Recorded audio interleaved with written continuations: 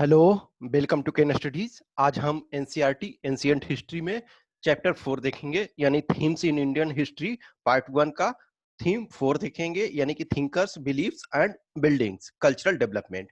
तो ये आपका लास्ट चैप्टर है। जैसा कि हम ऑलरेडी बता ही चुके हैं, आप ऑलरेडी जानते हो कि एंशिएंट में 4 चैप्टर है, आपका मेडाइवल में 5 चैप्टर है और मॉडर्न में 6 चैप्टर है। तो आज हम इस ये लास्ट चैप्टर देखेंगे। ये जब खत्म हो जाएगा उसके बाद हम कमिंग डेज में इस चारों चैप्टर का कुछ कुछ हम एमसीक्यू कलेक्ट करेंगे और उसको डिस्कस करेंगे, ताकि आपका सेकेंड टाइम प्रॉपर तरीका से क्लियर हो जाए।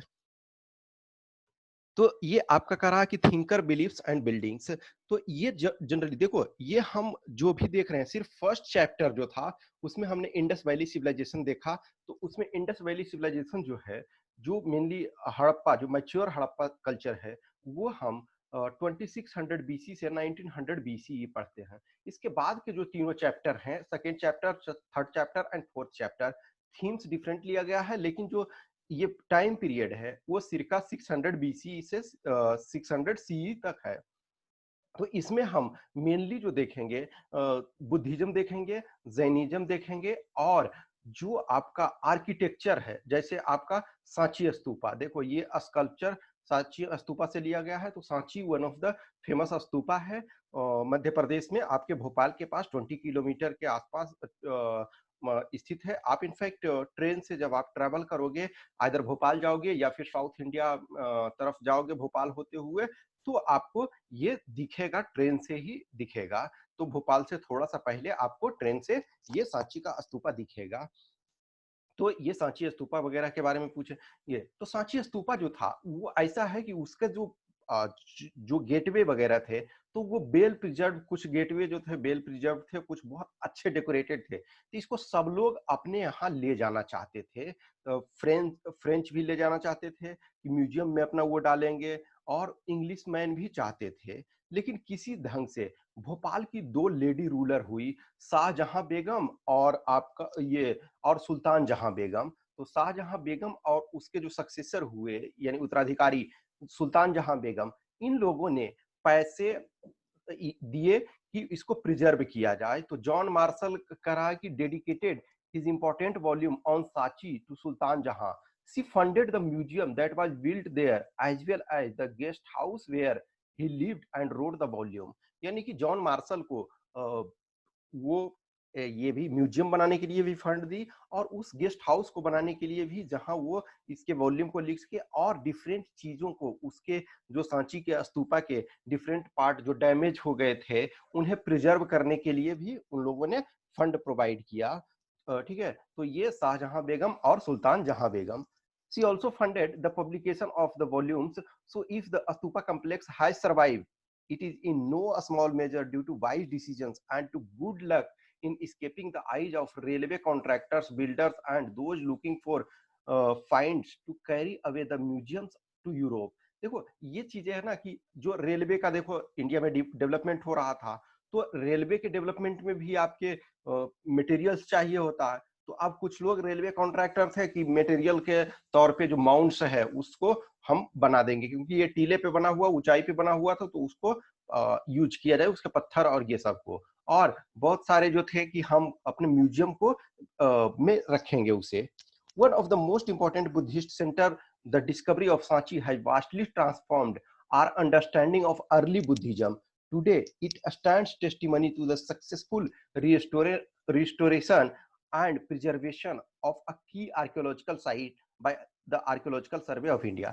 देखो a lot of historical, जैसे हम आगे जो देखेंगे आंध्र प्रदेश में जो अमरावती स्तूपा है, तो Amravati stupa in spite of all effort हम प्रॉपर तरीका से उसे प्रिजर्व नहीं कर पा रहे हैं। कुछ पार्ट पार्ट में चीजें हैं, लेकिन कहीं ना कहीं बहुत सारा चीजें जो होता है ना, कि टाइम के साथ, जैसे जस्ट इमेजिन करो एक बिल्डिंग आपने बनाया, तो वो बिल्डिंग का आयु होगा ना, आज जो बन रहा है वो तो बहुत कम दिन सर्वाइव करता है, लेकिन पहले की कुछ चीजें बनी हुई है, जो आप पुराने किसी भी हिस्टोरिकल साइट्स में जाओगे, जस्ट आप टेम्पल जाओ, पुराने टेम्पल किसी को किसी में भी, या जैसे नालंदा यूनिवर्सिटी का रूइंस आप देखते हो, या फिर जैसे पुरी वगैरह का टेम्पल थाउजेंड ऑफ ईयर हो गए हैं, स्टिल आप देखोगे कि उसमें वो चीज है। या फिर गंगई कोंडा चोलापुरम टेम्पल और बहुत सारे जो मदुरा का मीनाक्षी टेम्पल, ये सब, तो ये सारे जो हैं लॉन्ग टर्म तक सर्वाइव, लेकिन डीके भी तो हो रहे हैं, वो क्षय हो रहे हैं gradually with time passes.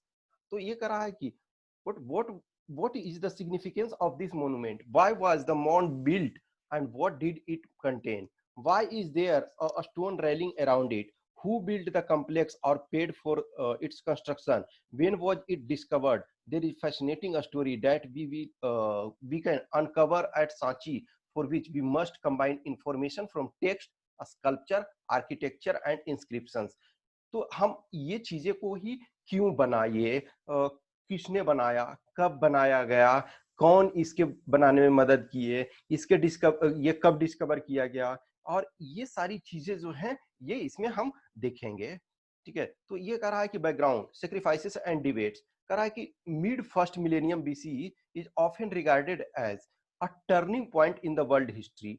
It saw the emergence of thinkers such as Zarathustra, जो राष्ट्र जिसको बोलते हो, जो राष्ट्रियन रिलीजन जो है ईरान, कॉन्गजी, ये कन्फ्यूशियस है, कॉन्गजी कन्फ्यूशियस का ही नेम है इन चाइना। तो चाइना में एक कन्फ्यूशियस हुए और एक लाओ त्से या लाओ त्जू जिसको बोलते हैं। Socrates, Plato and Aristotle in Greece, and Mahavira and Gautama Buddha among many others in India. देखो ये जो टाइम है आपका, जो फर्स्ट मिलेनियम बीसी यानी कि 500 600 टू 500 बीसी और 400 बीसी, इस आसपास में देखोगे कि दुनिया भर में डिफरेंट फेमस फिलोसफर हुए, जैसे जरथुस्त्र जो ईरान में हुए, कॉन्गजी यानी कन्फ्यूशियस एंड लाओ त्से चाइना में हुए, आपके सोक्रेट्स, प्लेटो एंड अरिस्टोटे या अरस्तु हिंदी में बोलते हैं, वो ग्रीस में हुए, और महावीर गौतम बुद्ध ये सब जो हुए आपके इंडिया में हुए। तो they try to understand the mysteries of existence and the relationship between human beings and the cosmic order. This was also the time when new kingdoms and cities were developing, and social and economic life was changing in variety of ways in the Ganga valleys. तो हम chapter 2 and 3 में बहुत सारी चीजें उसमें देख चुके हैं, किंगडम देख चुके हैं, कॉमन मैन के लाइफ को भी, सोशल इश्यूज को भी देख चुके हैं। These thinkers attempted to understand these developments as well. देखो जो ये थिंकर हुए, तो एक तो क्या है ना कि हम जो कुछ फेनोमेनन हो रहे हैं, जैसे आज साइंस बहुत सारी चीजों को एक्सप्लेन कर रहा है, लेकिन तब साइंस उतना डेवलप उस फॉर्म में नहीं था जो आज हम देख रहे हैं। तो बहुत सारे जो रीजन्स थे, बहुत सारे चीजें जो थी, जो फेनोमेनन थी, तो पीपल उस चीज को इंटरप्रेट नहीं कर पा रहे थे, तो कहीं ना कहीं फिलोसफर उस चीज में मदद की है। There were several pre existing traditions of thought. ऐसा नहीं है कि इन लोगों के बाद ही के साथ ही थॉट डेवलप हुआ, थॉट पहले से भी था, लेकिन देखो इन लोगों ने एक तरह से जब आया तो रीजन्स देना स्टार्ट किया कि ऐसा नहीं है कि सिर्फ ब्राह्मण ने क्या बोला कि सारा चीज गॉड का द्वारा क्रिएट किया हुआ है, और ब्राह्मण ने बोला कि हम मैसेंजर हैं, हम जो है इंटरमीडिएटर हैं, और सारी चीजें जो बन गया है वो अब फिक्स रहेगा। लेकिन इन फिलोसफर्स ने रीजन्स दिए, लॉजिक्स दिए। There were several pre-existing traditions of thought, religious belief and practice, including the early Vedic tradition. देखो हम जानते हैं ना, अर्ली वैदिक ट्रेडिशन में सबसे पहले जो ऋग वेदा 1500 यानी circa 1500 से 1000 बीसी के आसपास में ऋग वेदा कंपाइल हुआ। इनफैक्ट देखो कंपाइल बेसिकली वो उस ढंग से हुआ कि वो ओरल ट्रेडिशन में ही चलता आ रहा था, गुरु शिष्य परंपरा के अनुसार गुरु जो है अपने शिष्यों को सिखाता है और उस ढंग से वो चलते रहता है। The Rig Veda consist of hymns in praise of a variety of deities, especially Agni, Indra, and Som. Many of these hymns were chanted when sacrifices were performed, where people prayed for cattle, sons, good health, long life, etc.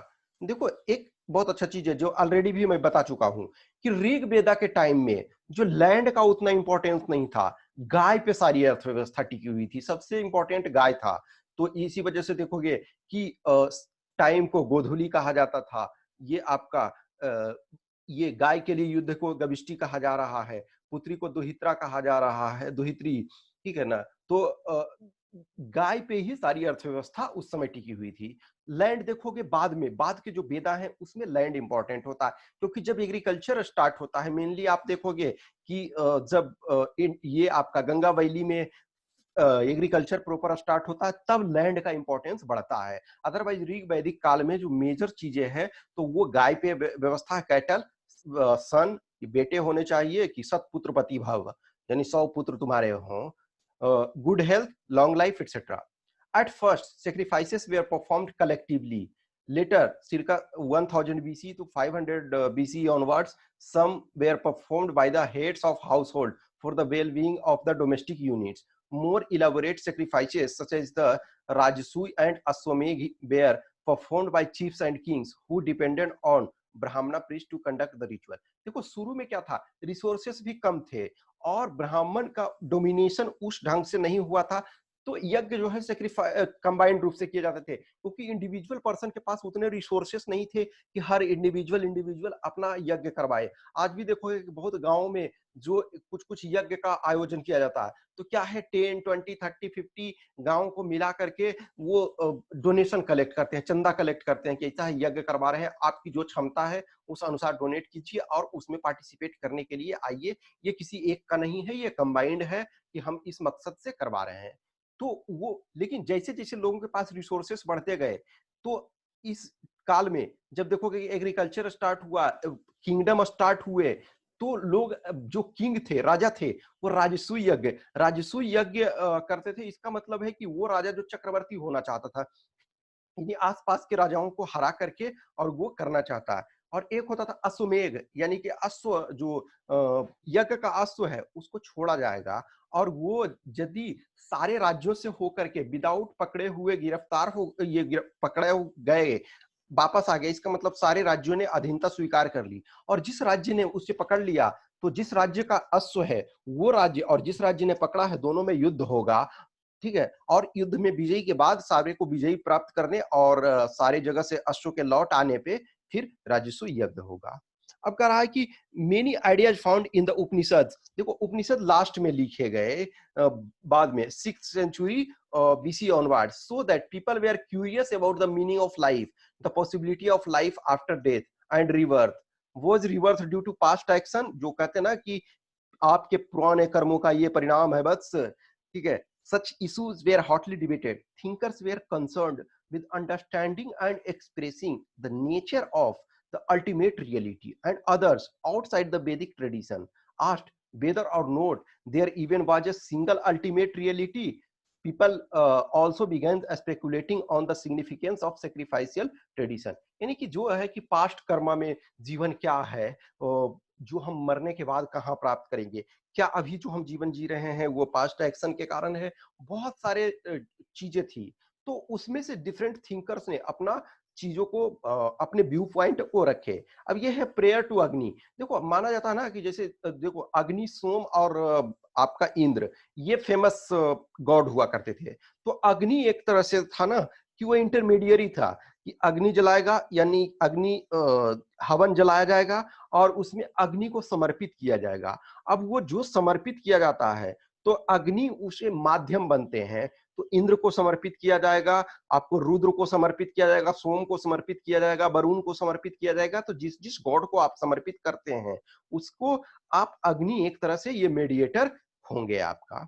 अब है debates and discussion. तो इसमें देखो different debates आपका होता था कि उसमें क्या है ना कि कोई भी एक जगह का नाम है देखो कुटाग्रशाला, तो बहुत जगह कुटाग्रशाला में डिबेट होगा, यानी कि कुटाग्रशाला का मतलब होता है कि जो मेंडिकेंट्स या ट्रेवलिंग मेंडिकेंट्स, यानी कि जो घुमंतु भिक्षु हैं, जो सन्यासी हैं, जो एक जगह से दूसरी जगह घूमते जा रहे हैं, तो उनको रहने के लिए कहीं भी रहेंगे। अब मान के चलो जा रहे हैं तो किसी राज्य से होकर के गुजर रहे हैं तो कुटाग्रशाला में वो रुकेंगे और वहां अपने फिलॉसफी को वो वहां के विद्वानों से डिस्कस करेंगे। यदि जिस मान के चलो कि एक जो आ रहे हैं बंदे, एक जो सन्यासी आ रहे हैं, उन्होंने डिबेट किया और इन्होंने लोकल सन्यासियों को अपने डिबेट में हरा दिया, तो सारे लोकल सन्यासी जो हैं ये इनके अनुयायी हो जाएंगे। लेकिन यदि ये हार गए उनसे तो ये इनके अनुयायी हो जाएंगे, यानी जो जीतेगा वो गुरु होगा।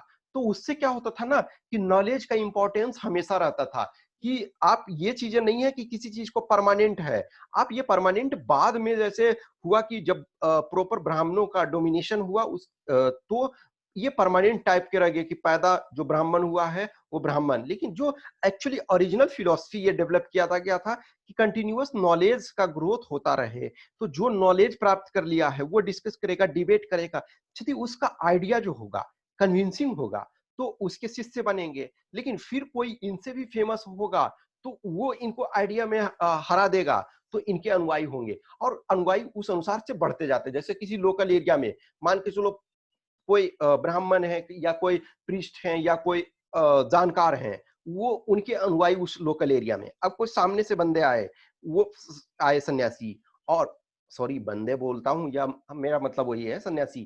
तो वो सन्यासी आए, उन्होंने इस इन सन्यासियों को, लोकल सन्यासियों को हरा दिया, लोकल जो ज्ञानियों को हरा दिया, तो यहाँ के लोकल के जितने भी लोग हैं वो भी उनको फॉलो करने लगेंगे।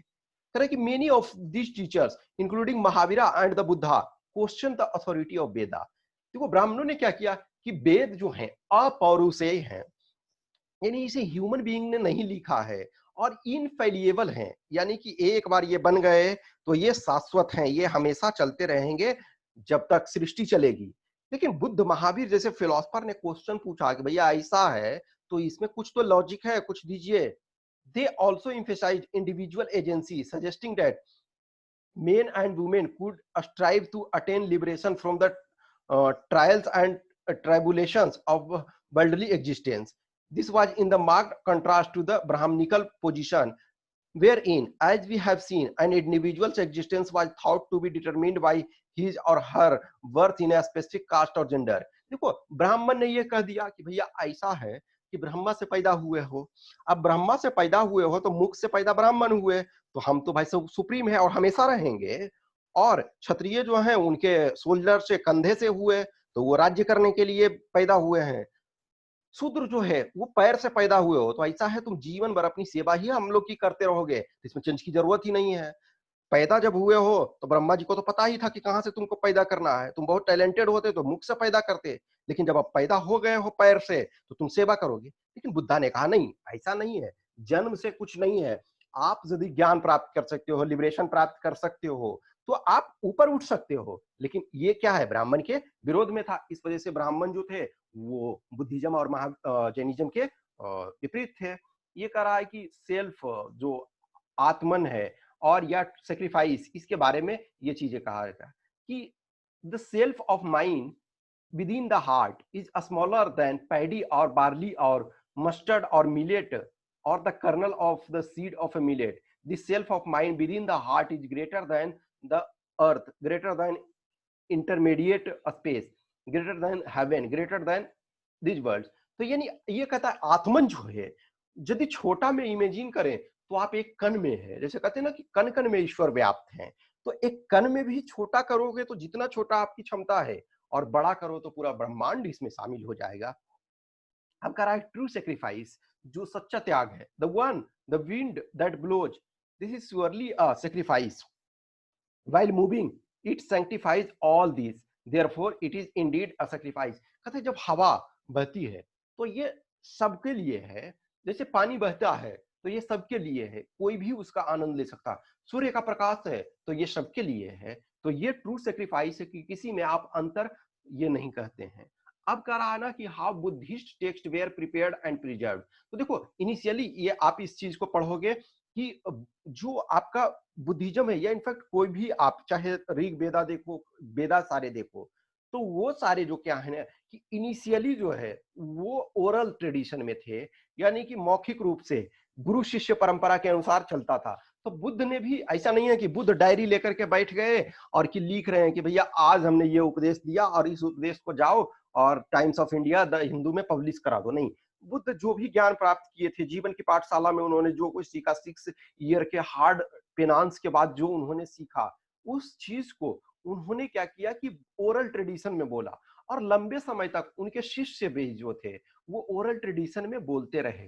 लेकिन बाद में धीरे धीरे करके ये कंपाइल हुआ। कह रहा है कि इसी ये करा कि the Buddha and other teachers taught orally, through discussion and debate. Men and women, perhaps children as well, attended these discourses and discussed what they heard. None of the Buddha's speeches were written down during his lifetime. उनके lifetime के में तो कुछ भी नहीं हुआ, लिखा नहीं गया, वो सब oral tradition में ही चला. और after his death, यानी कि circa 5th to 4th century BC, his teachings were compiled by his disciples at a council of elders or senior monks at Vaishali, यानी कि वैशाली जो आज की डेट में बिहार में है, ठीक है, वो आप पटना के जो गंगा के रिवर के नॉर्थ में आप जाओगे तो वो वैशाली शुरू होता, Vaishali district.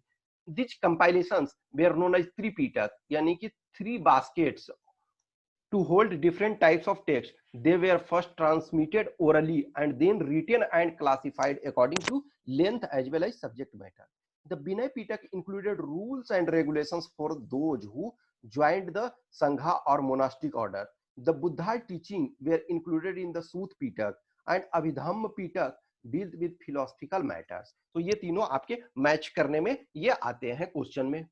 Each Pitak comprised a number of individual texts. Later commentaries were written on these texts by Buddhist scholars. The Buddhism traveled to new regions such as Sri Lanka.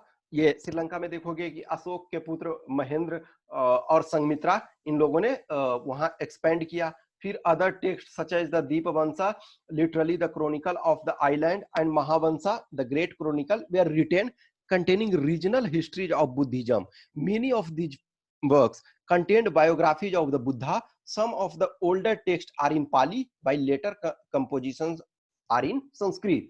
देखो जैसे ये धम्मा देखते हो, पतिमोक्ष देखते हो, भिक्षु देखते हो, ये सब पाली भाषा के लैंग्वेज ये शब्द हैं. When Buddhism spread to East Asia, pilgrims such as Fahian, ठीक है, ये फाहियान होता है और ये ह्वेन सांग इसको पढ़ते हैं, traveled all the way from China to India in search of text.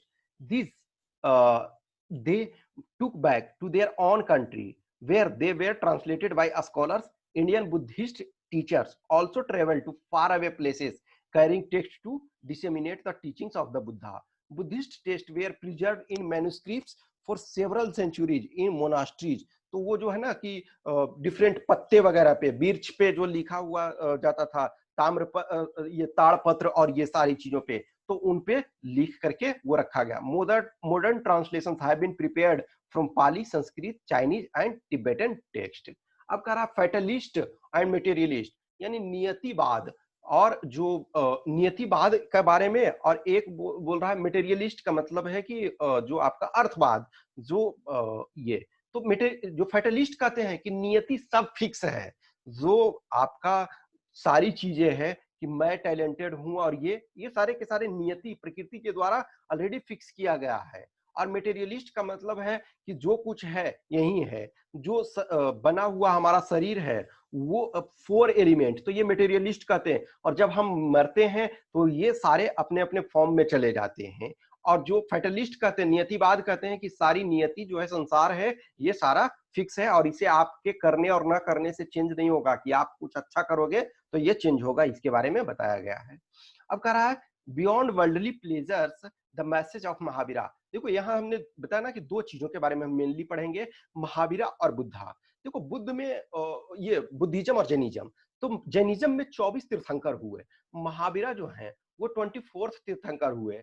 पहले तीर्थंकर जो है ऋषभ देव हैं और 23rd तीर्थंकर जो है पार्श्वनाथ हैं. देखो और बहुत सारे तीर्थंकर हुए, 24 टोटल तीर्थंकर हुए. तो सब के बारे में ऑथेंटिक इंफॉर्मेशन प्राप्त नहीं है, कुछ के बारे में ही इंफॉर्मेशन प्राप्त है. लेकिन एक तरह से अब देखो 24 तीर्थंकर हुए, अब बुद्धिज्म में देखो, बुद्ध में तो 24 तीर्थंकर नहीं हुए, तो बुद्धिज्म ने क्या किया कि बुद्ध 24 बार अवतार लिए. तो ये चीजें कहीं ना कहीं इन दोनों रिलीजन्स में भी, ये दोनों ब्राह्मणिज्म के अपोजिशन में थे, लेकिन इन दोनों में भी अपना अपना कंपटीशन था. कि जैसे बुद्ध ने भी त्याग किया, महावीर ने भी त्याग किया, तो महावीर के जो फॉलोअर हैं वो बोलेंगे महावीर जी ने ज्यादा त्याग किया. बुद्ध के फॉलोअर बोलते हैं बुद्ध ने ज्यादा त्याग किया, महावीर के पास था ही क्या बुद्ध के तुलना में. तो जैनिज्म वाले बोलेंगे कि वो उनके पास ज्यादा था. अब जैनिज्म में 24 तीर्थंकर हुए, जो महावीर हुए 24वें तीर्थंकर, तो बुद्धिज्म ने बोला कि अरे बुद्धिज्म में तो 24 तीर्थंकर नहीं हुए, तो उन लोगों ने किया कि बुद्धा के ही प्रीवियस लाइफ हुए, जो जहाँ तक कथाएं सारी है तो वो बुद्धा के, तो इस ढंग से तो हम महावीरा का देखेंगे। द बेसिक फिलोसफी ऑफ जैना was already in existence in north India before the birth of वर्धमाना, who came to be known as Mahavira in the 6th century BC. According to Jaina traditions, Mahavira was preceded by 23 other teachers or Tirthankar, literally those who guide men and women across the river of existence. तीर्थंकर का मतलब होता है जो जीवन मरण का ये जो चक्र है महिला ये और पुरुष दोनों के लिए, तो वो भाव सागर से कहते हैं ना कि भाव सागर से पार कराना। The most important idea of Jainism is that the entire world is animated, even stones, rocks and water have life. यानी ये कहते हैं ना कि महावीर का देखो कि सब चीजों में प्राण है। इसी वजह से देखोगे कि वो लोग पत्थर को भी बड़ा सम्मान की दृष्टि से देखते हैं कि आप जैसे ट्राई करो कि किसी की भी को भी दुख ना पहुंचे। जीवित जीवों का तो दुख पहुंचे ही नहीं, जो जीवित नहीं है। जैसे इमेजिन करो कि आप कहीं पहाड़ों पे पत्थर पे बैठे हो, तो उस पत्थर पे भी ऐसा नहीं है कि आप उसे ये देखो कि पैरों के तले रख रहे हो। हाँ, चलना है तो आप भूमि पे चलोगे ही, लेकिन जिस सपोज किसी पत्थर पे बैठ रहे हो तो सम्मान के साथ बैठो। जिस भूमि पे आपने चरण रखे हैं तो उसके सम्मान से देखो। कह रहा कि non injury to living beings specially to humans, animals, plants and insects is central to Jaina philosophy. इस वजह से देखो कि जैन जो है वो एग्रीकल्चर कृषि नहीं करते क्योंकि उससे जीव हत्या होती है। रात में खाना नहीं खाते हैं, दिन में ही खाना खाते हैं, मुंह ढक करके रखते हैं। आज हम सारे लोग जो कोरोना ने जैनिज्म के फॉलोअर बना दिया कि जिस ढंग से देखो जैन लोग मुंह ढक करके रखते थे, आज हम लोग ये कर रहे हैं। इनफैक्ट द प्रिंसिपल ऑफ अहिंसा emphasized within Jainism has left its mark on Indian thinking as a whole. According to Jaina teachings, the cycle of birth and rebirth is shaped through karma. और कर्म के द्वारा आपका जो होता, अच्छे कर्म करोगे तो जो आपका अच्छा अगला जन्म में ये मिलेगा। asceticism and penance are required to free oneself from cycle of karma. जो यानी कि जो आप त्याग करोगे और जो एक सन्यासियों का जीवन जियोगे, वो आपका जो होगा वो साइकिल ऑफ कर्मा से छुटकारा प्राप्त करने में मदद करेगा। This can be achieved only by renouncing the world, therefore monastic existence is necessary condition of solvation. यानी कि ये सारी जो दुनिया का है, ये जो धन संपदा ये सब जमा कर रहे हो उसका त्याग करना है। जैना monks and nuns took 5 vows to abstain from killing, यानी हत्या नहीं करेंगे, स्टीलिंग एंड लाइंग यानी कि चोरी नहीं करेंगे, असत्य झूठ नहीं बोलेंगे, टू ऑब्जर्व सेलिबेसी यानी ब्रह्मचर्य। देखो ये ब्रह्मचर्य वाला जो है वो महावीरा ने ऐड किया और अदरवाइज सारी चीजें थी। और टू अब्सटेन फ्रॉम पोसेसिंग प्रॉपर्टी, धन का जो है वो त्याग करना है। Next, the world beyond the palace. Just as Buddha's teaching were compiled by his followers, the teachings of Mahavira were also recorded by his disciples. These were often in the form of a story which could appeal to ordinary people. यानी कि देखो ब्राह्मण ने क्या है ये Sanskrit language में बोला कि जो इलीट क्लास के लोग हैं उसी को पढ़ना है, लेकिन जैनिज्म और बुद्धिज्म जो है कि ये उन लैंग्वेज में इन्होंने बोला जो कि कॉमन मैन समझ सके, जो अब तक शिक्षा से वंचित थे, ज्ञान से वंचित थे, उन लोगों के लिए। Here is one example from a Prakrit text known as Uttara Dhyana Sutta. सूता वही है पाली में, अदरवाइज सूत्रा होगा संस्कृत में और सूता मीन्स पाली में। पाली या प्रकृत जो भी बोल सकते हो, प्रकृत ऐसा अपने में लैंग्वेज नहीं है, उसका जो लैंग्वेज है वो पाली है। Describing how a queen named Kamalavati tried to persuade her husband to renounce the world. अब इसमें एक कमलावती है, वो अपने हस्बैंड को बोलती है कि ऐसा है कि आपके पास बहुत सारी चीजें हैं लेकिन आप धर्म का पालन नहीं करते हो। तो धम्मा, धम्मा मीन्स वही धर्म, तो धर्म ही आपके साथ जाएगा। ये जो आप जो लग्जरी लाइफ में विलासिता में जी रहे हो ना, इससे कुछ होना नहीं है। तो वही बोलते हैं कि जो ये अपना बड़ा किंगडम है ना, इसको त्याग करो और जंगल में जाओ और अपना जीवन को जो सुख जो है आप सेंसेस में बिलीव कर रहे हो कि यहाँ जो है मदिरा पान कर रहे हो और सुरा और सुंदरियों का आनंद ले रहे हो, इससे कुछ नहीं होना है, वो चीज को त्याग करो। तो वो अपने पति को बोलती है। Next, the spread of Jainism.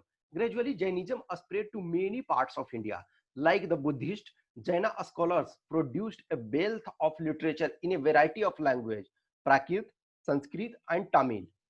For centuries, manuscripts in this text were carefully preserved in libraries attached to temples. तो देखो बहुत सारे मंदिर, मठ, ये सब में इन चीजों को प्रिजर्व रखा गया, जो इनके मैन्युस्क्रिप्ट से जो लिखे हुए थे. Some of the earliest stone sculptures associated with religious traditions were produced by devotees of Jaina Tirthankaraj and have been recovered from several sites throughout the subcontinent. Next कह रहा है कि the Buddha and the quest for enlightenment. One of the most influential teachers of the time was the Buddha. Over the centuries, his message spread across the subcontinent and beyond, through Central Asia to China, Korea and Japan, and through Sri Lanka across the seas to Myanmar, Thailand and Indonesia. देखो बुद्ध को है light of Asia कहा जाता है कि पूरे Asia महादेश में एक तरह से ये एक लाइट की तरह प्रकाश स्तंभ माने जाते हैं. How do we know about the Buddha's teaching? These have been reconstructed by carefully editing, translating, and analyzing the Buddhist text mentioned earlier. Historians have also tried to reconstruct details of his life from hagiography. Hagiography का मतलब होता है ना, ये देखो यहाँ दिया हुआ है कि संत के जीवन के बारे में, संत के बायोग्राफी, जो सेंट्स हैं उनके बायोग्राफी. तो नो डाउट इसमें बताया गया कि सारी चीजें उसमें सही ही नहीं है, लेकिन फिर भी हमको बहुत आइडिया मिलता है. तो many of these were written down at least a century after the time of the Buddha in an attempt to preserve memories of the great teacher. देखो बुद्धा तो कुछ लिखे नहीं, वो उनका ओरल ट्रेडिशन ही था, तो ग्रेजुअली उनका कंपाइल किया गया. According to this tradition, Siddhartha as the Buddha was named at birth was the son of chief of the Sakya clan. तो वो सिद्धार्थ के पिता सुद्धोधन थे और इनकी जो माँ थी माया देवी, तो माया देवी का जो हुआ इनके जन्म के तुरंत बाद डेथ हो गया, तो इनको जो पाला, इनको फोस्टर मदर ने, धात्री माँ जिसको बोलते हैं, मौसी भी वो उनकी थी, तो महाप्रजापति गौतमी ने उन्हें पाला.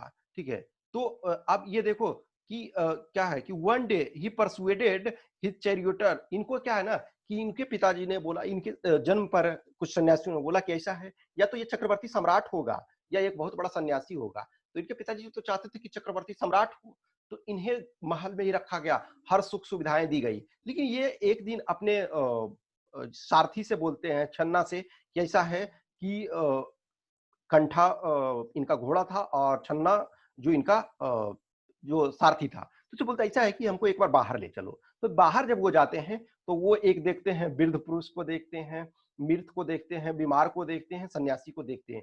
तब इन्हें लगता है कि जीवन जो हम सोच रहे थे महलों में, तो वो तो नहीं है. कह रहा है कि is first journey into the world was outside was traumatic. तो he was deeply anguished when he saw a old man, a sick man and a corpse. He realized in that moment that the decay and destruction of the human body was inevitable. तो यानी कि उन्होंने जब इस चीज को देखा तो लगा कि यानी कि मैंने वृद्ध पुरुष को देखा तो मैं वृद्ध हो गया, मैं मृत को देखा मैं मृत हो गया, तो मेरा भी तो मृत्यु निश्चित है. तब वो ज्ञान के क्वेस्ट में, वो ज्ञान की खोज में बेचैन हो गए. He realized in that moment that the decay and destruction of the human body was inevitable. He also saw a homeless mendicant who it seemed to him had come to terms with old age, disease and death and found peace. Siddhartha decided that he too would adopt the same path. इन एक सन्यासी को वो देखते हैं कि वो जीर्ण शीर्ण अवस्था में है, फिर भी उसके चेहरे पे एक अजब शांति है. तो वो डिसाइड करते हैं कि ऐसा है कि हम इसी अवस्था में, इसी अवस्था को प्राप्त करना चाहते हैं. Siddhartha explored several paths, including bodily mortification, which led him to a situation of near death. Abandoning this extreme method, he meditated for several days and finally attained enlightenment. After this, he came to be known as Buddha or Enlightened One. For the rest of his life, he taught Dhamma और the path of righteous living. तो देखो बुद्ध ने ना दोनों path को follow किया. एक तरह से देखा जाए एक्सट्रीम लग्जरियस लाइफ भी उन्होंने देखा अपने महल में, और एक्सट्रीम दुख को भी, शरीर को सुखा दिए. एक मैंने जो स्टेटमेंट एक मोटिवेशनल वाले लेक्चर में बोला था ना कि कार्यम साधयामी वा देहम पातयामी, यानी कि बुद्ध कहते हैं कि या तो मैं जिस ज्ञान प्राप्ति के लिए निकला हूं, या तो उसे प्राप्त कर लूंगा या अपना इस शरीर को ही त्याग दूंगा. तो वो ऑलमोस्ट मरणासन अवस्था में पहुंच गए. लेकिन उन्होंने लगा कि मैंने एक्सट्रीम लग्जरी लाइफ भी देखा, उससे भी कोई फायदा नहीं हुआ, और एक्सट्रीम दुख देखा, उससे भी कोई एडवांटेज नहीं हो रहा है.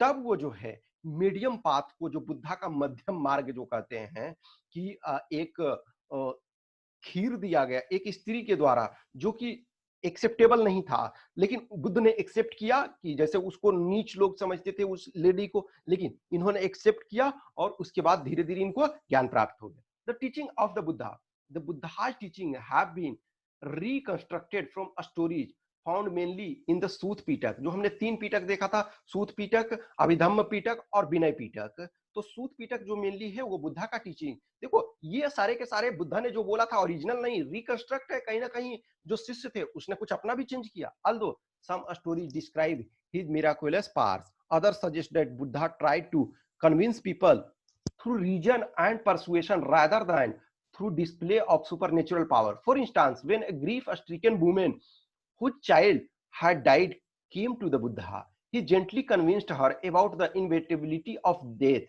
rather than bring her son back to life. These stories were narrated in the language spoken by ordinary people so that these could be easily understood. देखो बुद्ध कहते हैं ना कि बुद्धा जो थे एक तरह से ना प्रैक्टिकल फिलोसफर थे। जैसे एग्जाम्पल के तौर पे एक लेडी आई, बोली मेरा बच्चा मर गया, एक लौता बच्चा था, उसको प्राण दे दे। तो बुद्ध ने बोला देखो मृत्यु अटल है, हम इसमें कुछ नहीं कर सकते। फिर भी वो बहुत जोर देने लगी, तो बोली ऐसा है कि सरसों के कुछ दाने ले आओ और उस घर से लेकिन लाना, कंडीशन ये है कि जिस घर में आज तक कोई मरा नहीं है।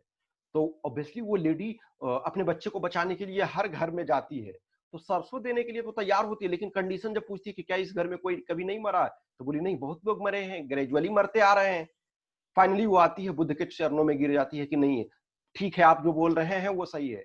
बुद्ध के पास एक अंधा व्यक्ति को लाया गया, तो बुद्ध ने ऑब्वियसली ऐसा नहीं बोला कि जो उसको ज्ञान देने लगा, बोला ऐसा है कि इसको कुछ चीजों को वो मानने के लिए तैयार नहीं। बोला प्रकाश क्या है, पत्ता हरा होता है, ये सारी चीजें मानने के लिए तैयार नहीं। बुद्ध ने बोला ऐसा है, इसको डॉक्टर के पास ले जाओ, आंख के डॉक्टर के पास। इसका आंख ठीक हो जाएगा तो ये खुद मानने लगेगा। इसे जबरदस्ती हमें सुपर नेचुरल ज्ञान देने की जरूरत। तो बुद्ध प्रैक्टिकल फिलोसफर थे, ये चीजें हाँ ये है, आप इसको देखने की कोशिश करो। ऐसा नहीं है कि हमारे पास सुपर नेचुरल पावर है। कुछ लोग जो है सुपर नेचुरल पावर भी दिखाते हैं, कुछ जो बुद्धिस्ट टेक्स्ट हैं। According to Buddhist philosophy the world is transient, यानी कि वर्ल्ड जो है अनित्य है, ये नित्य परिवर्तन हो रहा है ट्रांजिएंट अवस्था में, and constantly changing. It is also soulless, यानी अनात्म है। ये इसमें जो है आत्मा इसमें नहीं है। ये as there is nothing permanent और इटर्नल इन इट, कुछ भी परमानेंट नहीं है, एवरीथिंग इज चेंज। जो कहते हैं ना हेराक्लिटस, एक वेस्टर्न फिलोसफर, सेम जो बुद्धिज्म देता है, सेम हेराक्लिटस का एक फिलोसफी है कि you can not swim twice in the same river, यानी कि आप एक या फिर स्विम या फिर बात कर सकते हो कि आप एक ही नदी में 2 बार स्नान नहीं कर सकते हो और तैर नहीं, क्योंकि जिस नदी में स्नान, नदी का मतलब बहता हुआ पानी है, तो जिस पानी में आप एक बार स्नान कर चुके हो वो पानी बहुत दूर निकल चुका हुआ है। Within the transient world sorrow, dukkha is intrinsic to human existence. जो कहते हैं ना बुद्ध कि जीवन दुख है, ये इसमें यही दिया हुआ, जीवन दुख है, दुख का कारण है, कारण दुख का कारण है और दुख का निवारण है, और दुख के निवारण का एक तरीका है। तो जीवन दुख है, 4 आर्य सत्य जो बुद्ध के हैं, ये जीवन दुख है, दुख का कारण है, कारण का निवारण है, और निवारण का एक प्रोसीजर है, जो आप फॉलो उसे करोगे तो वो आप प्राप्त करोगे। The Buddha regarded the social world as the creation of human rather than divine origin। देखो वो कहते हैं ना कि बुद्धा कहते हैं कि जो ब्राह्मण कहे, कि ब्राह्मण ने कहा कि ये गॉड के द्वारा फिक्स किया गया। बुद्ध ने बोला कि नहीं, ये जो सोशल स्ट्रक्चर देख रहे हैं कि ये आपके पिता हैं, ये आपके माता हैं, ये आपके बंधु हैं, बीमारों की सेवा करना चाहिए, आप कोई ऊंचा है कोई नीचा है, ये सारे के सारे ह्यूमन बीइंग्स के द्वारा क्रिएट किया गया है। तो इसे हम बदल सकते हैं अपने अच्छे कार्यों के द्वारा, न कि ब्राह्मण के द्वारा जो बनाया गया। और बुद्ध ने बोला कि हर कोई बुद्धत्व को प्राप्त हो सकता है, निब्बान को प्राप्त हो सकता है, लेकिन उसे ट्राई करना होगा। अब है बुद्धिज्म इन प्रैक्टिस, करा कि बुद्धा जो आपका बुद्धिज्म का जो है सूत पीटक में जो ये बताया गया है कि 5 ways should a master look after his servants and employees by assigning them work according to their strength, यानी क्षमता के अनुसार उन्हें कार्य देना, by supplying them with food and wages, by tending them in sickness, by sharing delicious with them and by granting leave at times. कहते हैं ना कि बुद्ध जो है सबके कल्याण के लिए, कि यदि आपके पास कोई स्लेव है, कोई सेवक है, कोई दास है, तो उसको क्या है कि आप उसकी क्षमता के अनुसार, यदि वो 20 केजी वजन उठाने के लायक है, तो उसे 20 केजी ही दो, 50 केजी नहीं दो। उसे सही समय से भोजन दो। उसे जो भी है बीमार यदि होता है तो उससे काम नहीं करवाओ, उसकी सेवा करो। और कुछ अच्छा खाना बनाते हो तो उसे दो, और बीच-बीच में छुट्टी दो, थोड़ा घूमे फिरेगा, ठंडी हवा में साँस लेगा, ठीक है? तो ये सारी चीज़ें ये बताया बुद्ध ने। अब followers of Buddhism, soon there grew a body of disciples of Buddha and he founded a sangha. देखो बुद्ध शुरू में अकेले थे, जब अकेले पहला जैसे देखो बोध गया में उन्हें ज्ञान प्राप्त हुआ, ये चीजें हम आगे देखेंगे। तो बोध गया में उन्हें ज्ञान प्राप्त हुआ, तो ज्ञान प्राप्त होने के बाद वहां से वो सारनाथ आए, पैदल पैदल चलते हुए सारनाथ आए उत्तर प्रदेश में, तो ये बनारस के पास है। तो वहां उन्होंने पहला ज्ञान दिया, उसे धर्म चक्र प्रवर्तन कहते हैं, यानी कि जो टर्निंग द व्हील ऑफ धम्मा। तो वहां एक डियर पार्क, हिरन कहा जाता है ना, कि जब बुद्ध ने अपना पहला उपदेश दिया तो हिरन ने उससे सुना। अभी भी वहां हिरन बहुत सारे रहते हैं, हिरन पार्क ही वहां बना हुआ, कभी आप जाओगे तो देखोगे।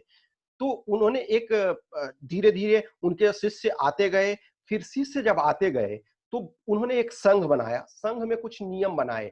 तो इनिशियली जो थे कि सिर्फ मेल को ही अलाउ किया गया, तो ये संघ के जो मेंबर थे वो क्या करते थे, उनके लिए कुछ रूल्स बने हुए थे कि ऐसा भिक्षा पे ही आप जीवन जियोगे, आप बहुत अधिक चीजें नहीं रखोगे, खाना आपको कम खाना है, लिमिटेड खाना है, जो यदि आप अधिक खाते हो तो आपको कन्फेशन करना पड़ेगा। कपड़े ये है तो आपको कपड़े जो है कि आपको लिमिटेड रखना होगा। जैसे इसमें देखो rules for Monks and nuns जो है ना, उसमें एक है कि कपड़े आप एक बार आप एक कंबल लिए तो आपको कम से कम 6 साल चलाना होगा, जैसे भी करके आपको चलाना है। यदि आप इससे कम में पहले ये ले लेते हो दूसरा, तो आपको जो भी है आपको एक्सेप्ट करना पड़ेगा, अपराध को स्वीकार करना पड़ेगा और नया वाला आपको समर्पित करना पड़ेगा और पुराने से काम चलाओगे। क्योंकि तब इतना मटेरियल अवेलेबल नहीं था ना कि आप आज की डेट में 10 गो कंबल रख रहे हो या 20 कपड़े रख रहे हो, तब तो मिनिमम जरूरत था। और कहीं भी खाना भिक्षा पे खाओगे, लिमिटेड खाओगे। यदि कोई कहीं जाते हो तो नो डाउट थोड़ा सा ज्यादा कोई मान के चलो कि कहीं नगर में गए, कोई नगर के लोग आपसे खुश होकर के आपको भोजन करा रहे हैं, तो नो डाउट आप नॉर्मल से थोड़ा सा ज्यादा खाओ, लेकिन इसका ये मतलब नहीं है कि आप बहुत ज्यादा खा लोगे। तो ये चीजें है। फिर ग्रेजुअली जो है कि धीरे धीरे, तो पहले जो मेल ही सिर्फ अलाउ थे, लेकिन जो बुद्ध के एक प्रिय शिष्य थे आनंद, उनके मेडिएशन से उन्होंने बोला कि ठीक है, महिलाओं को भी अलाउ किया जाए। तो सबसे पहली भिक्षुनी जो हुई वो महाप्रजापति गौतमी, जो गौतम बुद्धा बुद्धा को जिन्होंने पाला, जिस माँ ने यानी उनकी मौसी हुई, तो उन्होंने जो पाला वो पहली भिक्षुनी हुई। तो ग्रेजुअली उनको ये किया गया। तो ये सारी चीजें रूल्स वगैरह हैं कि क्या क्या ये फॉलो करना। इसमें देखो एक जो है थेरी गाथा, एक बुद्धिस्ट का टेक्स्ट है, उसमें एक भिक्षुनी और एक ब्राह्मण के बारे में डिबेट है। तो ब्राह्मण जो भिक्षुनी कहती है, बेसिकली भिक्षुनी नहीं उसको कह सकते हो, एक जो पन्ना रहती है, वो एक दासी है, दासी है। तो वो दासी और ब्राह्मण में डिबेट करते हैं। तो दासी कहती है ना कि मैं तो सीधा पानी लाती हूँ, मैं बहुत कष्ट में रहती हूँ, मैं जीवन अपना जिस ढंग से मैं, मुझे पनिशमेंट दंड दिया जाता है, जो उच्च कुल की महिलाएं हैं मुझे गाली देती हैं, मैं अपना जीवन जी रही हूँ। तो ब्राह्मणा कहता ना कि मैं संसार के लिए अच्छा कर रहा हूँ, ठीक है, जो कुछ अच्छा कर रहे हैं वो जो कुछ बुरा करता है पानी उसे धो देता है। तो पन्ना कहती है कि अरे मूर्ख ब्राह्मण, यदि पानी ही सब चीज धो देती तो जो मेढक वगैरह और मछलियां हैं ये तो हमेशा पानी में रहते हैं, जो कछुए और मेढक हैं वो तो हमेशा पानी में रहते हैं, तो ये धुल जाते हैं। तुम क्या समझते हो कि ये अपना धुल जाएगा तुम्हारा? ऐसा है कि ठंडा पानी में जो ये पाप तो नहीं धुलेगा इसमें, लेकिन प्राण छूट जाएगा। तो ये चीजें होती है कि ये कहीं ना कहीं मान के चलो कि ये जो ब्राह्मणिकल ट्रेडिशन है इससे ये अपोजिट, क्योंकि एक जो दासी है वो ब्राह्मण को चैलेंज करती है और ब्राह्मण को उपदेश सुना रही है। इसका मतलब ये चीजें हैं कि सोसाइटी के ये कॉमन मैन के फीलिंग्स को और चीजों को ये दे रहा है। नेक्स्ट है स्तूपा। अब यही है, देखो शुरू में हमने देखा ना सांची का स्तूपा, जो हमने देखा कि भोपाल की जो ये आपका बेगम थी, दो बेगम आपकी थी, ठीक है, तो उन बेगम ने आपका शाहजहां बेगम और ये जहां बेगम, ये शाहजहां बेगम, तो इन लोगों ने क्या किया कि जो आपका सांची स्तूपा को प्रिजर्व करने में और जॉन मार्शल को रहने के लिए और जो स्तूपा के बारे में स्टडी करने के लिए सारी सुविधाएं प्रोवाइड की, तो उसी स्तूपा पे हम अब बैक आते हैं। We have seen that Buddhist ideas and practices emerged out of process of dialogue with other traditions, including those of Brahmana. ये हम ऑलरेडी देख चुके हैं कि डिस्कशन डिबेट करते थे। Jainas and several others, not all of whose ideas and practices were preserved intact. Some of these interactions can be seen in the ways in which sacred places came to be identified. From earliest time, people tended to regard certain places as sacred, यानी कुछ जगह को पवित्र मानते थे। This included sites with special trees और unique rocks और sites और inspiring natural beauty. This sites with small shrines attached to them were sometimes described as chaitya. Buddhist literature mention several chaitya. It also describe places associated with Buddha's life where he was born. देखो ये 4 जगह जो है, जो आपका जन्म हुआ लुम्बिनी में, ज्ञान प्राप्त हुआ बोध गया में, फर्स्ट जो सरमन दिया वो सारनाथ में दिया, और निबाना यानी कि उनका जो डेथ हुआ वो कुशीनारा। ये जो 4 हैं वो सबसे फेमस है। Gradually each of this places came to be regarded as sacred. We know that about 200 years after the time of the Buddha, Ashoka erected a pillar at Lumbini to mark the fact that he had visited the place. अब है why the where Astupa built. There were other places too that were regarded as sacred. This was because relics of the Buddha, such as his bodily remains or objects used by him, were buried there. These were mounds known as astupa. The tradition of erecting astupa may have been pre-Buddhist, but they came to be associated with Buddhism. करा ना कि जैसे बुद्ध जब का death हुआ तो बुद्धा के जो बॉडी पार्ट थे या बुद्धा से ने जो सामान यूज किया था उसको जहां जहां रखा गया, जहां जहां उसे जमीन में गाड़ा गया, वो वहां वहां स्तूपा बनाया गया। तो कहता है कि बहुत सारे ट्रेडिशन ये कहते हैं कि स्तूपा हो सकता है बुद्धिज्म से पहले से स्टार्ट हुआ होगा, लेकिन जो स्तूपा है वो बुद्ध से ही संबंधित रख रहा है, जो आज हम जान रहे हैं। Since they contain relics regarded as sacred, the entire stupa came to be venerated as an emblem of both the Buddha and Buddhism. According to Buddhist text known as the Ashok Badna, Ashok Badna Buddhism का एक बहुत अच्छा text है। Ashoka distributed portions of the Buddha's relics to every important town and ordered the construction of a stupa over them. By the 2nd century BC, a number of stupa, including those at Barhut, Sanchi and Sarnath, had been built. देखो करा ना कि बहुत सारे जगह बनाए गए। In fact देखो विद टाइम, अब देखो बुद्ध अशोका जो है 2300 साल 2200 साल पहले 2300 साल पहले रहे, तो उस लंबे समय में सारे जो बहुत सारे स्तूपा जो थे वो नष्ट हो गए, वो क्षय हो गए। अब करा कि हाउ ये बिल्ड किए गए। Inscription found at the railings and pillars of a stupa record donations made for building and decorating them. Some donations were made by kings such as Satvahana, others were made by guilds such as that of ivory workers and finance part one of the gateway at Sanchi. देखो क्या है ना कि बहुत सारे लोगों ने, king ने, भिक्षु भिक्षुनी और बिजनेसमैन ट्रेडर्स जो थे उन लोगों ने सारे को डोनेट किया। तो बहुत सारे जो डोनर्स हैं उनके नाम वगैरह वहां लिखे हुए हैं। अब कह रहा स्ट्रक्चर ऑफ द स्तूपा।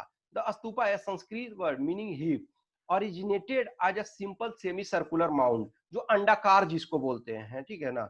तो इस ढंग से ये बनाया गया। अब ये इसका स्ट्रक्चर देखोगे, ये डिटेल आपको इतना ज्यादा आपको पढ़ने की जरूरत नहीं है, आप ये देख लोगे, रेयर में ही उस डिटेल में पूछा जाता है। तो अब बुद्ध जो है ये जब मरणासन अवस्था में है तो आनंद इनसे पूछता है, एक ये चीजें है कि स्तूपा के बिल्ड के बारे में एक चीजें ये बताता कि what are we to do lord with the remains of the Tathagata, यानी बुद्धा को है तथागत का नाम। तो Buddha replied, hinder not yourself Ananda by honouring the remains of the Tathagata, we zealous we intend to your own good, but when pressed further, the Buddha said, at the 4 crossroads they should erect a thupa, यानी कि पाली जो के लिए, जो स्तूपा के लिए जो पाली शब्द है, to the Tathagata, and whosoever shall there place garlands or perfume or make a salutation, there it become in the presence काम ऑफ हार्ट। तो ये नहीं कह रहे ना कि बुद्ध से जब पूछा गया कैसा है कि आप क्या करें इसके बाद, तो एक जो ट्रेडिशन है कि बुद्ध ने इस ढंग से बुद्ध ने मैसेज एक तरह से आनंद को दिया था कि स्तूपा बनाने का, ठीक है। अब चैत्य, चैत्य जो है ये कह रहा ना कि चीता से है, meaning the funeral pyre and by extension a funerary mound.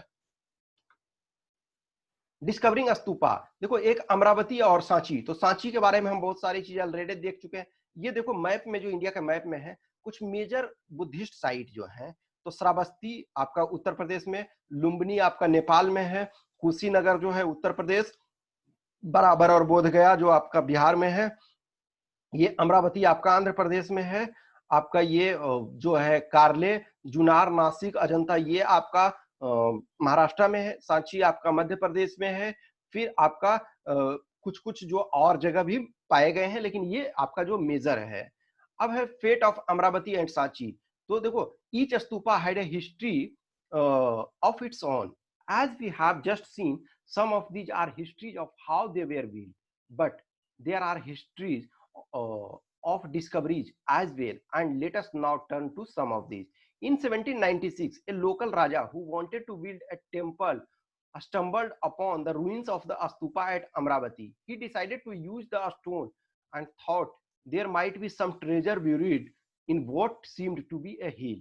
Some years later, a British official named Colin Mackenzie visited the site. Although he found several pieces of a sculpture and made detailed drawing of them, these reports were never published. देखो एक कहा जाता ना कि एक local राजा था, तो वो एक मंदिर का निर्माण करना चाहता था, तो उसने सोचा कि यहाँ जो ये पहाड़ी पे है तो बहुत सारे हमको मटेरियल मिल जाएंगे, और शायद हो सकता है यहाँ बहुत सारा खजाना हो।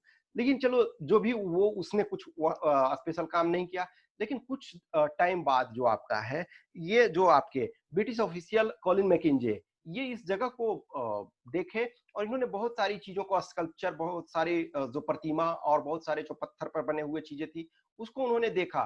तो उसको वो चाहते थे कि इस पर हम बहुत सारी चीजों को पब्लिश करें, लेकिन ये पब्लिश इनका नहीं हो पाया।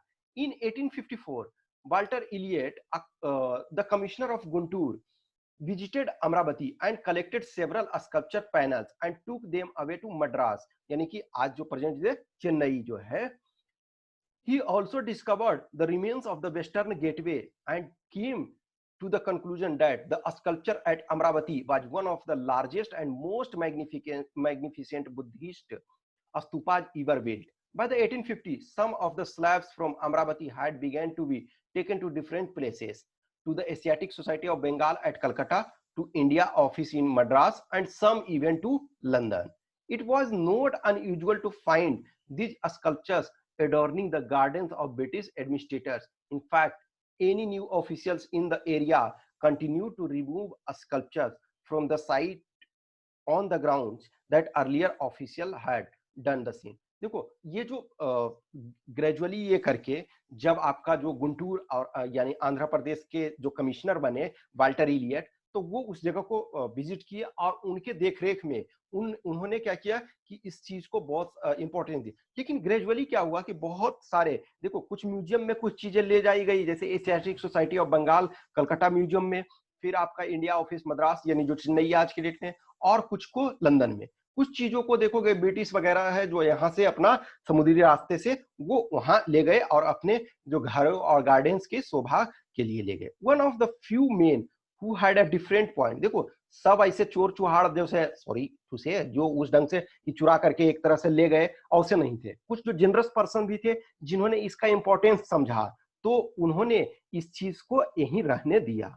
तो कह रहा है कि one of the few men who had a different point of view was an archaeologist named H.H. Cole.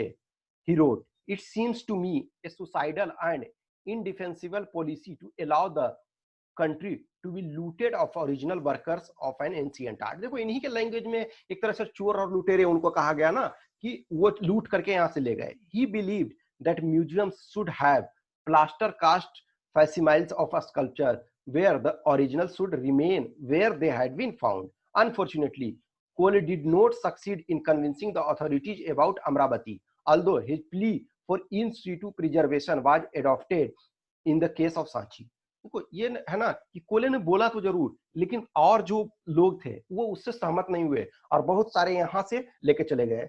In situ preservation का मतलब होता है ना कि जिस जगह पे चीजें पाई गई है, जैसे आप इकोलॉजी में आप इन सीटू पढ़ते हो, तो इन सीटू का मतलब है जहां जो चीजें मिला है या जो पाया जा रहा वहीं उनको प्रिजर्व करना। तो देखो सांची का तो देखा हमने कि इन सीटू यानी जहां मिला है सांची जगह में जो भोपाल के पास है वहीं हमने उसको प्रिजर्व किया। लेकिन जो अमरावती वाला है इस चीज को नहीं माना गया और डिफरेंट जगह पे ले जाया गया। कह रहा next, why did Sanchi survive while Amravati did not? Perhaps Amravati was discovered before a scholar understood the value of the finds and realized how critical it was to preserve things where they had been found instead of removing them from the site. When Sanchi was discovered in 1818, three of its four gateways were still standing. The fourth was laying on the spot where it had fallen, and the mound was in good condition. Even so, it was suggested that gateway be taken to either Paris or London. Finally, a number of factors helped to keep Sanchi as it was. So it stands. Whereas the Mahachaitya at Amravati is now just an insignificant little mound, literally denuded for its former glory. देखो कहते ना कि मैं बोलता हूँ हमेशा कि every person is function of its time and environment. ये संजोग यहाँ भी हिस्ट्री में यही ये संजोग था कि सांची का डिस्कवरी उस समय हुआ जब लोग इसके वैल्यू को समझने लगे थे। अमरावती की डिस्कवरी तब हुई जब लोग इसके वैल्यू को उस ढंग से नहीं समझते थे कि इन सीटू यानी उसी जगह में प्रिजर्व करने का क्या महत्व है और उसे यहाँ से उठा करके ले चले गए। तो ये सांची के लिए सौभाग्य है। Next, a sculpture. We have just seen how sculptures were removed from stupas and transported all the way to Europe. This happened partly because those who saw them considered them to be beautiful and valuable and wanted to keep them for themselves. Let us look at some of these more closely. A story in a stone. You may have seen wandering storytellers carrying scrolls of cloth or paper with pictures on them and pointing to the picture as they tell the story. It's symbol of worship. तो जो भी symbol कुछ कुछ चीजें हैं कि जैसे आपका देखोगे कि बुद्धा वगैरह का है तो बोधि ट्री को आपका पूजा किया जाता है। जो आपका बुद्ध से संबंधित जो चीजें हैं उन चीजों को ये सेक्रेड माना जाता है। जैसे बोधि ट्री जो है बोध गया में वो सेक्रेड माना जाता है। फिर आपका जो स्तूपा है वो सेक्रेट माना जाता है। अब ये एक जो देखोगे कि कुछ स्कल्पचर के बारे में एक कहा गया है कि एक आपकी वुमेन है तो अब वुमेन आपका एक गेटवे पे वुमेन का स्कल्पचर बना हुआ है तो इसे सलभंजिका मोटिफ कहते हैं। तो कुछ ट्रेडिशंस बोले कि बुद्ध वाले में जो है ये महिला और देखोगे पुराने कुछ कुछ जो आप इसका प्रॉपर इमेज देखना आप तो कुछ इमेज में देखोगे जो उनका जो अपर बॉडी पार्ट है जो यानी कि स्तन है जो ब्रेस्ट है वो उभरा हुआ रहता है। इनफैक्ट यक्षिणी वगैरह का भी जो आप आर्ट एंड कल्चर वाले बुक में देखोगे कमिंग डेज में हम उसको भी कवर जब करेंगे तो आप उसमें देखोगे तो उनका जो है प्रोमिनेंट ब्रेस्ट होता है यानी कि जो स्तन है वो उभरा हुआ। तो कुछ लोग बोलते हैं कि ये जो है वो सेक्सुअलिटी को दर्शाता है। तो अब बुद्धा के लाइफ में इस चीज का क्या मतलब है? लेकिन कुछ जो लोग बोलते हैं कुछ इसका जो एक्सप्लेनेशन दिया गया कि नहीं ये जो है ये वो दिव्य कन्याएं एक तरह से हैं जिनके कारण से जिनके स्पर्श से फूल खिलते हैं जिनके स्पर्श से वो जो है ना देखो कि according to popular belief this was a women यानी सलभंजिका को कहते हैं वियर फ्रूट यानी कि जिनके स्पर्श से पेड़ों में फूल लगते हैं और फल लगते हैं। तो ये जो है ये ऑस्पिशियस माना गया यानी पवित्र माना गया। अब देखो इनफैक्ट यही देखोगे आप जैसे बहुत सारे खजुराहो वगैरह टेम्पल है तो खजुराहो टेम्पल में देखोगे कि सेक्स आपका सेक्सुअल इमेज सारे जगह है। तो कुछ लोग जैसे थे कि इस मंदिरों को हमें ब्राह्मण ट्रेडिशंस में बहुत सारे थे कि इन्हें तोड़ देना चाहिए। लेकिन जो कुछ एक्सप्लेनेशन है फिलॉसफी ये कहता है कैसा है ये जो सेक्सुअल जो इमेज हैं जो प्रतिमाएं हैं जो स्टैच्यू हैं वो इस वजह से हैं कि ऐसा है कि हर आदमी जो है कहीं ना कहीं सेक्स से बना हुआ है। आप पैदा होते हैं सेक्स से तो उस सेक्स बाहर सेक्स है लेकिन बाहर आप सेक्स की दुनिया से अंदर जाते हो तो गॉड की आपको प्राप्ति होती है, आपको भगवान से दर्शन होते हैं। तो यही ये सलभज्जिका के बारे में है कि कुछ लोग अनकंफर्टेबल शुरू में फील किए, देखो है ना, इंट्रिग्यूड अबाउट द इमेज, यानी अनकंफर्टेबल फील किए कि ये क्या है बुद्धा के रिलिक्स और ये स्तूपा में। लेकिन बाद में फिर ये बताया गया कि ये सलवंजिका है, इसका मतलब है कि ये जो आपके हैं कि खुशी लाने के लिए जो पौधों में पेड़ों में फूल लगते हैं, फल लगते हैं, यानी कि इनका जो टच होता है वो बहुत ऑस्पिशियस माना जाता है। Next, another motive is that of A women surrounded by lotus and elephant. तो एक दूसरा मोटिव है, जो दूसरा इमेज है, जो दूसरा आपका स्कल्पचर है, उसमें एक जो महिला है वो लोटस और जो एलिफेंट से सराउंडेड है, which seem to be sprinkling water on her as it performing an abhisheka और consecration. When some historians identify the figure as Maya, यानी कि mother of Buddha, others identify her with popular goddess गजा लक्ष्मी। गज का मतलब होता है हाथी, तो यानी कि हाथी एलिफेंट वाली Lakshmi, literally the goddess of good Fortune who is associated with elephant. It is also possible that devotees who saw these sculptures identify the figure as with both Maya and Gajalakshmi. कहा जाता ना कि बुद्ध जब पैदा होने के पहले ये जो माया देवी थी, माया देवी ने एक सपन देखा कि उसमें एक जो एक एलिफेंट है, सफेद एलिफेंट है, वो उनके गर्भ में प्रवेश कर रहा है। तो वो उससे उस सिंबल से, यानी हाथी का सिंबल से जो है माया देवी का भी लोग कहते हैं। कंसीडर टू द सर्पेंट यानी snake which is found on several pillars. This motif seem to be derived from popular traditions which were not always recorded in text. Interestingly, one of the earliest modern art historians, James Ferguson, considered Sanchi to be a center of tree and serpent worship, यानी पेड़ और सांपों की पूजा की जाती थी। He was not familiar with Buddhist literature, most of which had not yet been translated, and arrived at this conclusion by studying only the image of their own. यानी देखो, जो भी चीजें होती है, मान के चलो कि कोई ट्रेडिशन है, अब कोई ब्रिटिशर्स आया, उसने स्टोरी लिखा, तो आप इंग्लिश, जो ब्रिटिशर्स हैं वो इंग्लिश पढ़ना जानते हैं, अब इंग्लिश में ट्रांसलेशन, ऑब्वियसली बहुत सारे लोगों ने यहाँ आकर के संस्कृत का बेसिक स्टडी किया। जैसे देखो ये राजा राम मोहन राय जो बाइबल को प्रॉपर पढ़ने के लिए हेब्रू लैंग्वेज सीखे, क्योंकि जो ओरिजिनल बाइबल था वो हेब्रू लैंग्वेज में था, तो उसको सीखे। तो बहुत सारे जो ब्रिटिश स्कॉलर थे वो संस्कृत पढ़े कि हमें संस्कृत सीखना है, हमें जानना है, ताकि हम ओरिजिनल ऑथेंटिक सोर्स और टेक्स्ट को हम पढ़ सकें। The development of Mahayana and Buddhism कह रहा है कि जो अब बुद्धिज्म दो पार्ट में देखो बंटता है, महायाना और हिनायना। By the 1st century CE, there is evidence of changes in Buddhist ideas and practices. Early Buddhist teaching had given great importance to self-effort of achieving Nibbana. Besides, the Buddha was regarded as a human being who attained enlightenment and Nibbana through his own effort. However, gradually the idea of a savior emerged. It was believed that he was the one who could ensure salvation. Simultaneously, the concept of bodhisattva also developed. Bodhisattvas were perceived as deeply compassionate beings who accumulated merit through their effort, but used this not to attain nibbana and thereby abandon the world, but to help others. The worship of image of the Buddha and Bodhisattva became an important part of this tradition. This new way of thinking was called Mahayana, literally the great vehicle. Those who adopted these beliefs described the older tradition as Hinayana or the lesser vehicle. देखो हिनायना और महायाना में but गया। बुद्ध ने initial जो बुद्धा का teaching था वो था कि ऐसा है भैया, आप ह्यूमन बीइंग हैं, बुद्धा भी ह्यूमन बीइंग अपने को ट्रीट किया, और ये चीजें कि जो हमने ज्ञान प्राप्त किया है वो हमने अपने मेरिट पे किया, हमने अपने अभ्यास से किया है, हमने अपने प्रयास से किया।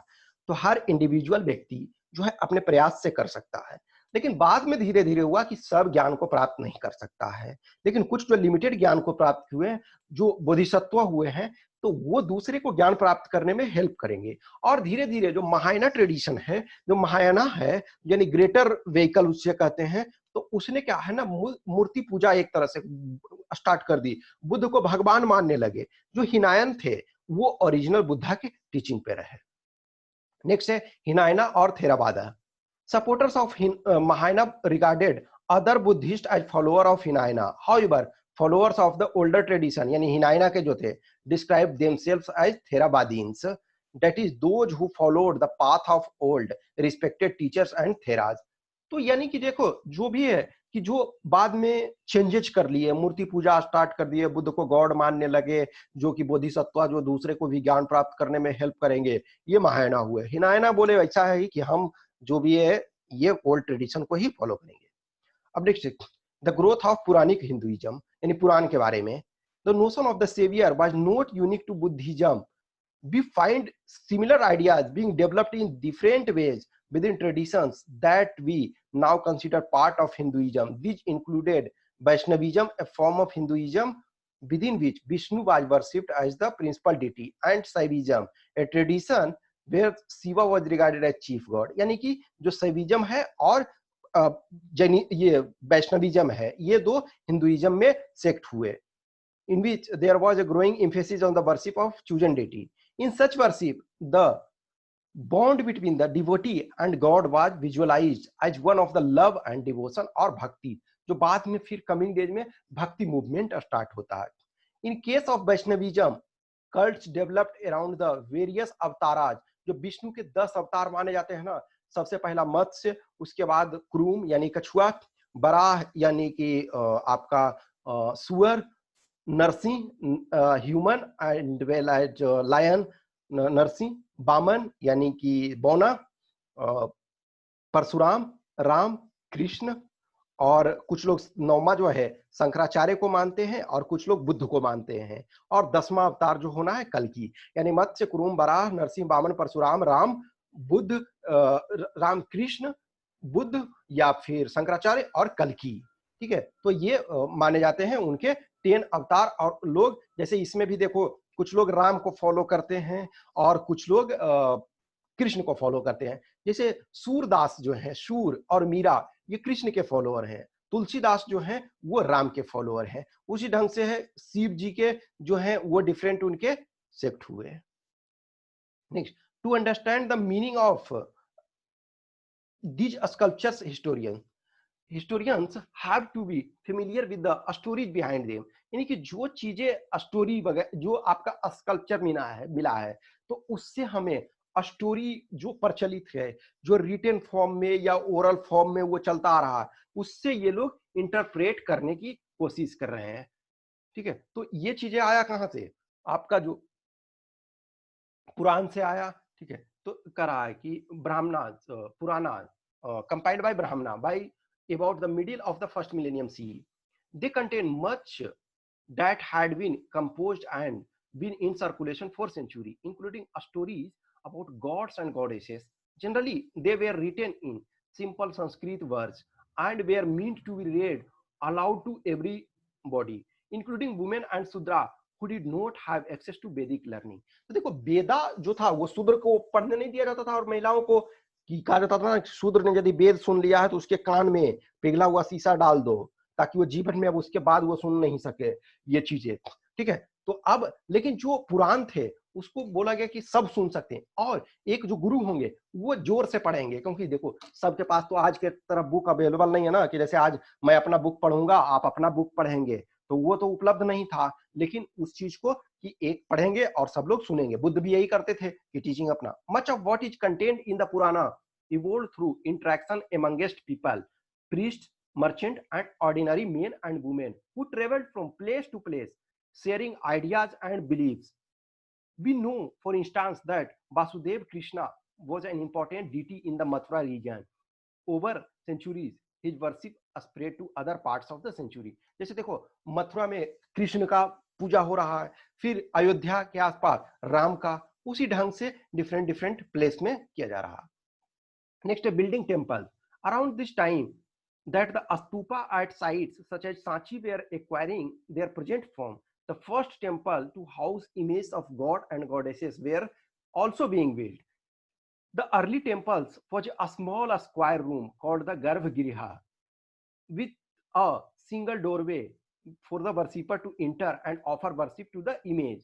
Gradually, a tall structure known as the Sikhara was built over the central shrine. Temples walls were also often decorated with sculpture. Later, temples became far more elaborate with assembly halls, huge walls and gateway and arrangements for supplying water. देखो शुरू में क्या था कि मंदिर एक तरह से एक छोटा सा बनाया गया और उसमें क्या था कि सिर्फ है कि छोटा सा रहेगा, गॉड का उसमें प्रतिमा रहेगा, भक्त जाएंगे सर नवा करके पूजा करेंगे। लेकिन धीरे धीरे जैसे जैसे पॉपुलेशन बढ़ता गया, लोग उसमें इंटरेस्टेड होते चले गए, मंदिर का स्ट्रक्चर बढ़ता गया और बहुत सारी चीजें, फिर उसके बाद धीरे धीरे वाटर सप्लाई वगैरह भी ये किया जाने लगा, बहुत बड़ा हॉल बनाया जाने लगा ताकि अधिक से अधिक संख्या में लोग वहां जमा हो सके।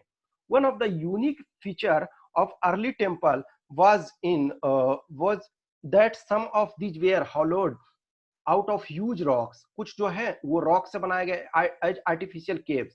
The tradition of building artificial caves was an old one. Some of the earliest of these were constructed in the 3rd century BC in the order of Asoka, 4 renouncers who belong to the आजीविका sect. जैसे बराबर के केव के बारे में कि बराबर के केव में जो है वो बनाया गया है, जो आपका बिहार में गया डिस्ट्रिक्ट में पड़ता है। This tradition evolved through various stages and culminated much later. तो ये धीरे धीरे जैसे देखोगे आप महाराष्ट्र वगैरह में बहुत सारे अजंता एलोरा ये सब सारे जगहों में मिला है। नेक्स्ट है, can we see everything? By now you have had a glimpse of rich visual tradition that existed in the past, expressed in bricks and stone architecture, sculpture and painting. We have seen that much has been destroyed and lost over the centuries. Nevertheless, what remains and has been preserved conveys a sense of the vision of the artists, sculptors, masons, and architects who created these spectacular works. Yet, do we always automatically understand what they wanted to convey? Can we ever know what these images meant to people who saw them and venerated them about 2000 years ago? देखो हर चीज को हम उस form में नहीं देख सकते हैं, उन लोगों ने जो कुछ देखा हम उस चीज को कंप्लीट फॉर्म में नहीं देख सकते, but a lot of things we can visualise. Next है ग्रैपलिंग विद द अनफेमिलियर। देखो कुछ चीजें जो है कि वो फेमिलियर थे, कुछ चीजें अनफेमिलियर हैं, तो it will be useful to recall that when 19th century European scholars first saw some of the sculptures of god and goddesses, they could not understand what they were about. अब देखो ये चीजें है तो वो डर से घबरा गए कुछ लोग कि कुछ क्या है, जादू टोना और बहुत सारी चीजें। अब कोई जैसे वेपन लेकर के, मान के चलो परशुराम जी परशु अपना लेकर के हैं, या फिर शिव जी अपना त्रिशूल लेकर के हैं, बट ग्रेजुअली धीरे धीरे क्या है कि इन लोग आए तो बहुत सारी चीजों को स्टडी किए, लोकल लोगों से बातें किए, फिर चीजों को कंस्ट्रक्ट करने में ये हेल्पफुल हुए। नेक्स्ट है if text and image do not match. देखो बहुत बार क्या होता है ना कि जो लिखा हुआ है और जो इमेज बना हुआ, जो स्कल्पचर बना हुआ है, तो बहुत बार वो मैच नहीं करता है। जैसे यही है ना कि एक जो आप देखोगे गजा लक्ष्मी जो है, तो कुछ लोग उसे मानते हैं कि माया देवी का है एलिफेंट और कमल जो है, और कुछ लोग मानते हैं कि वो गजा लक्ष्मी देवी हैं, तो गॉडेस हैं।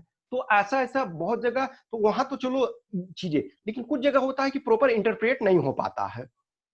Consider another problem, we have seen that art historians often draw upon textual traditions to understand the meaning of the sculptures.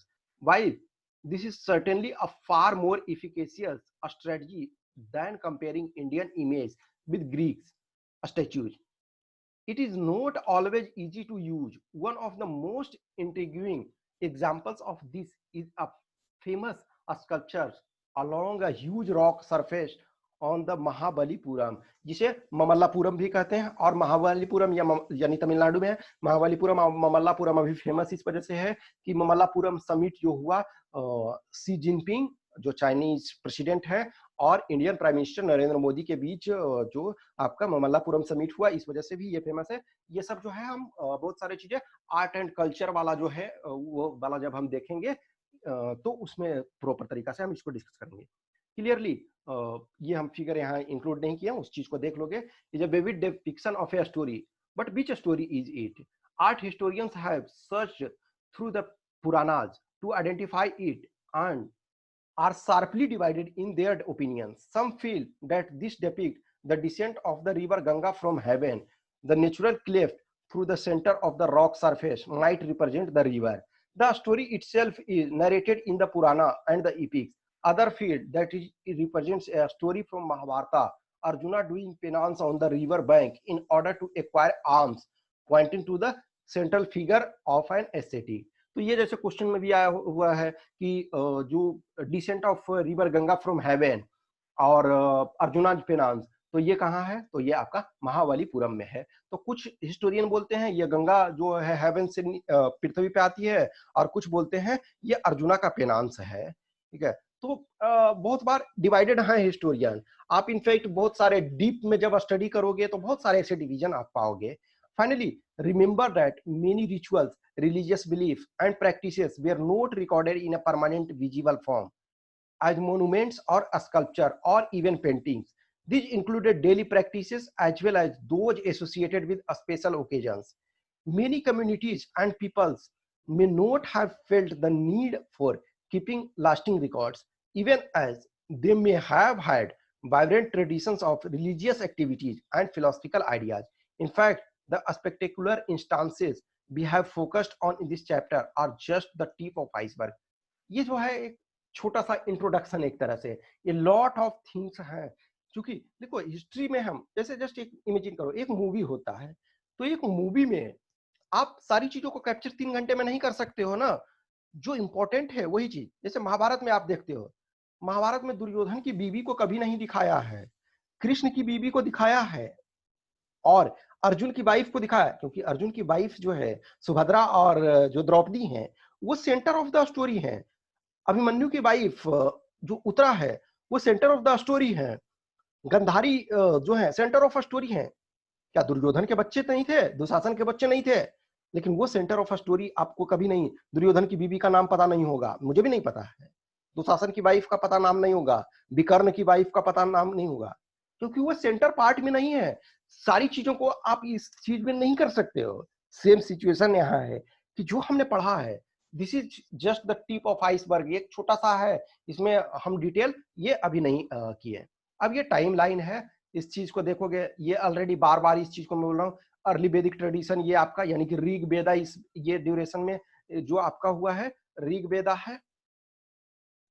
इसमें जो लेटर 3 वैदिक पीरियड जो circa 1000 से 500 बीसी, लेटर 3 वैदिक जो 3 वेद्स हैं, Atharvaveda, Samaveda, Yajurveda.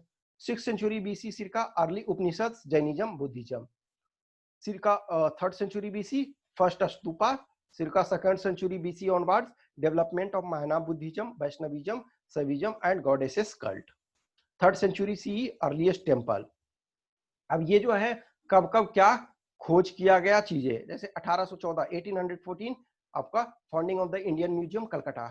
1834 publication of essay on architecture of Hindu by Ram Raja Cunningham explores the stupa at Sarnath. तो ये डेट को आप देख लोगे, ये डेट भी आपके आते हैं।